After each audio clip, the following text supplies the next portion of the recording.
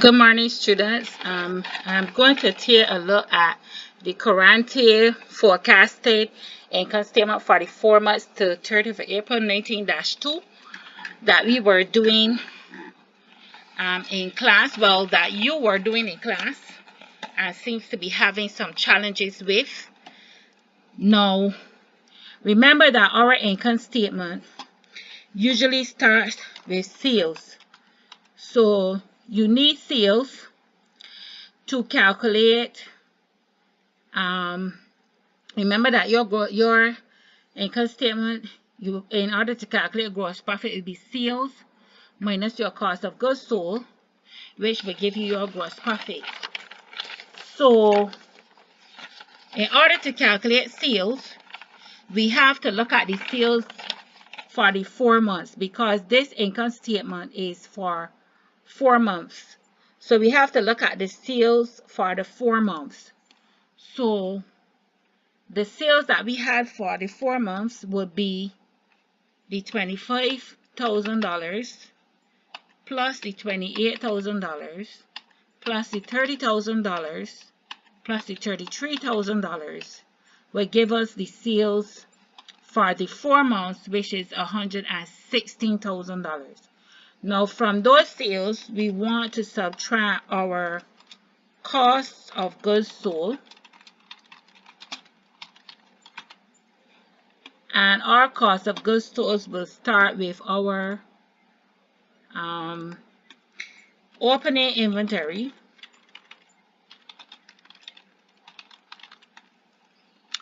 And our opening inventory is taken from the balance sheet that we was given. Our opening inventory is $12,000.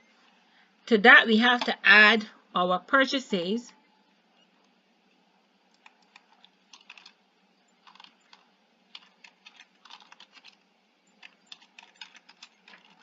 So our purchases we have to add. And our purchases now will be the purchases that we had for the 4 months, which would be our $10,000 plus our $8,000 plus our $12,000 plus our $15,000, which give us total purchases of $45,000.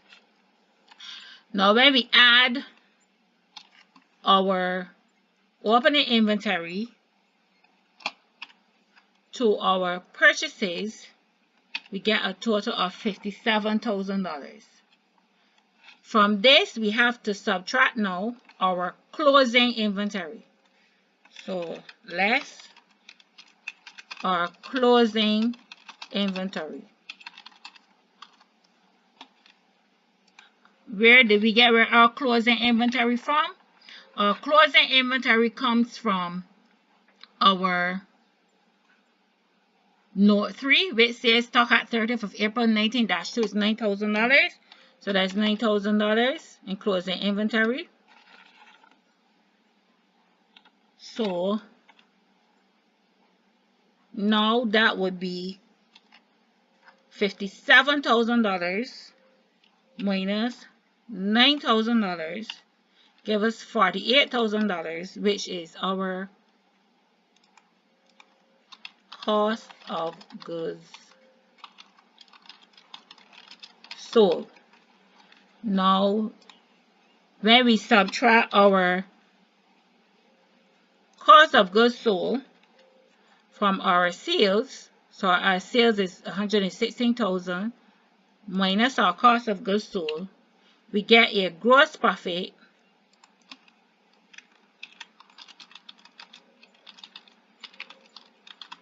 of $68,000. Then we have less our expenses. So less expenses. Now we don't have any expenses that were listed in the question. Our expenses are selling and distribution expenses and administration expenses. Now selling and distribution expenses are a number of expenses that are related to the selling of the good that is lumped together under one heading, whereas the administrative expense is another set of expenses related to the office that is lumped together under that one heading. So our first expense is selling and distribution. Now, to calculate the total selling and distribution, you would have to look at your selling and distribution for the period. Now, they said selling and distribution expense was 10% of sales. So our selling and distribution for the period, we cannot look at the $1,200 that we put in the cash book. This is why I said to you guys not to look back at the cash book for your calculations for the income statement, that you should look back at the question. Now, you can't look at the $1,200 for selling and distribution, because remember that this $1,200 would have been owed in the previous period, and remember that your accrued expenses are usually added in the income statement. So therefore, this $1,200 would have been added in the previous income statement. So you cannot look at that $1,200 for this period. So you have to look at the $2,500, the $2,800, the $3,000, and then another $3,300. So I work this here on the side here.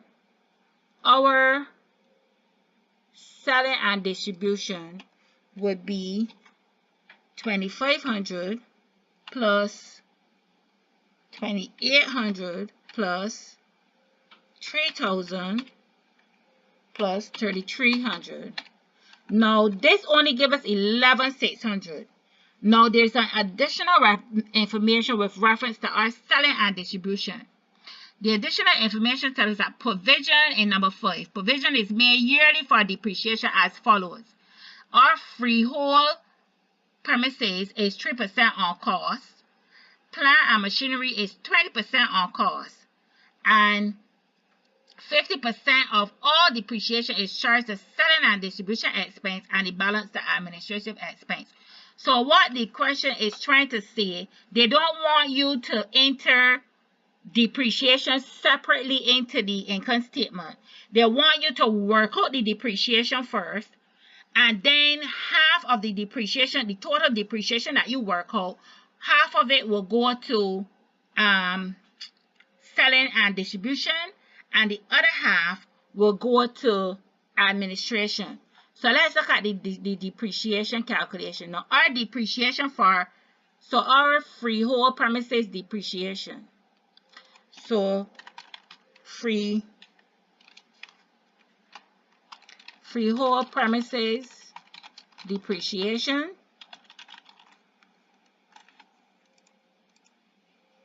So our freehold premises depreciation is, our freehold premises cost is $20,000. So that equals $20,000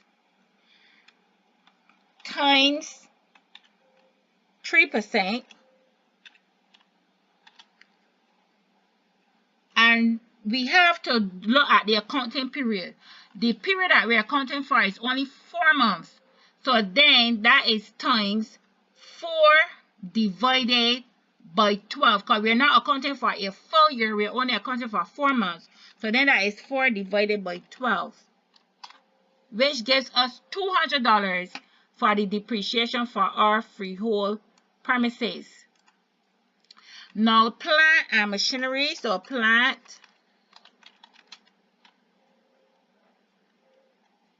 and machinery. The plant and machinery had previously cost was $15,000. So that is $15,000, and the rate is 20%. We had it for, this is only for 4 months as well. So that's 4 divided by 12. Which is $1,000. So far that's $1,200. But remember, in number 4, we bought another machine and we purchased it in March. So if we purchased it in March, it means that we had that machine from March and April, which is 2 months. So it is, again, another machinery that costs $24,000. So that is then $24,000 times 20%. This time now, this is times 2 divided by 12, which is $800. Now when we are going to total depreciation. So the total depreciation for the 4 months is $2,000. So half of this $2,000 is going to selling and distribution, and the other half is going to administration. So to my $11,600, I am going to add $1,000, which gives me my selling and distribution expense of $12,600. Now my administration expense. So you have administration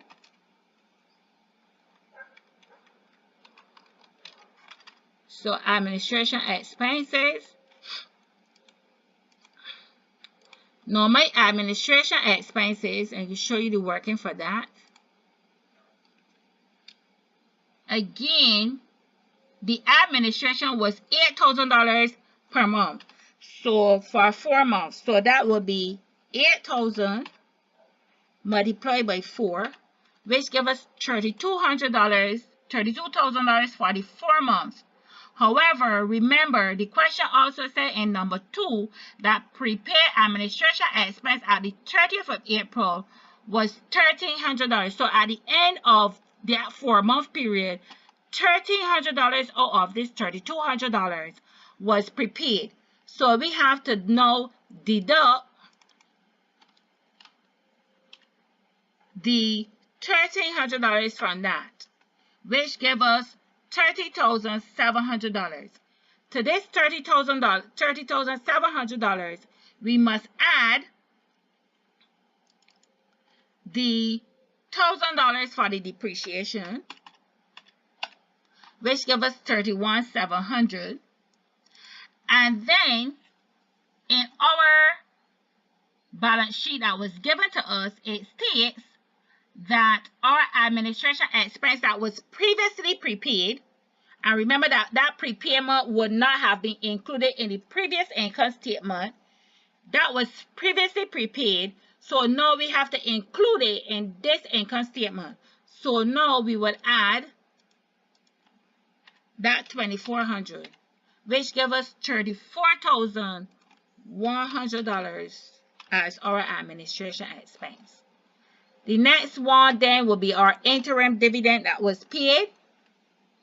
So we have now interim dividend. Remember, this is the dividend that was paid. We know that amount was $2,500. And then we have our debenture interest, which is the same thing as a loan interest. Remember that whenever you have a loan, you must always calculate interest for it.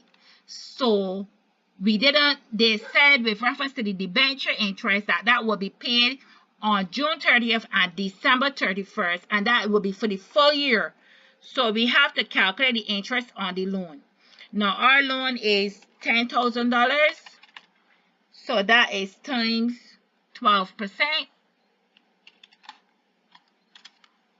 which is $1,200 for the full year. This $1,200 for the full year supposed to pay, some is supposed to pay the 30th of June, the rest is supposed to pay the 31st of December. However, we are now doing an income statement for 4 months of the year, so that means that our $1,200, we have to account for that 4 months, so that's 4 divided by 12, which is $400. So our debenture interest, and this was not paid. So remember that this was not paid, because if it was paid, it would have been in the cash budget. So our debenture interest is $400. So now we have our total expenses. So our total expenses then would be 12,600 plus 34,100 plus the 2,500 plus 400. Our total expenses is $49,600.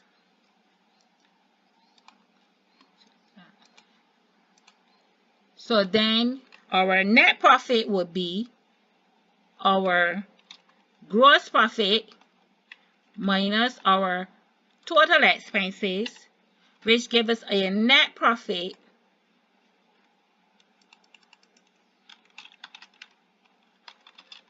of $18,400. So this is our net profit.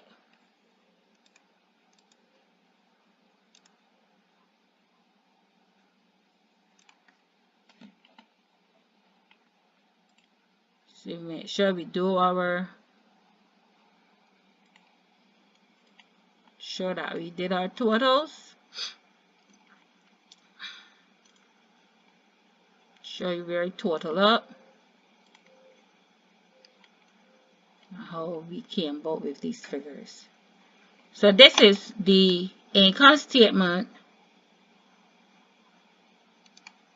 for Courante, the forecasted income statement for 4 months to the 30th of April. This is our income statement. So I trust that you would have understood the calculations that were given.